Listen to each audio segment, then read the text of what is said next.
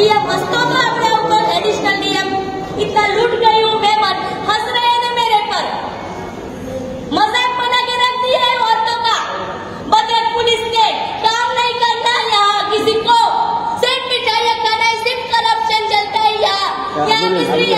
SP को श्रीमठ का संपत्ति को काम नहीं करना बोलता है वो कि ये तो पर्सनल मैटर कैसे पर्सनल मैटर इस मोहन इस शांतनु मोहन जी सर जो डीएम है एडिशनल मास रहा है मेरे पर मजाक बना रहा है मेरा क्या प्रूफ है क्या तो मैटर नहीं तो पूछ क्यों रहा हो। यहाँ के पुलिस को काम नहीं करना भद्रक पुलिस को एडिशनल एसपी हंसते हैं मेरे पे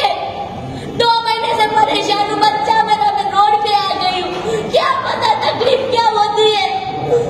कैसे वो बहुत ही सर हंस रहा है मजाक बना रहा है मेरा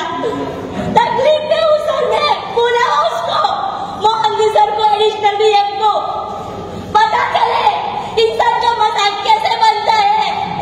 और के यहाँ उड़ीसा की मजाक नहीं है पता चले बताओ मोहन जी सर को मजाक कैसे सर को बुलाओ कैसे और मजाक होती है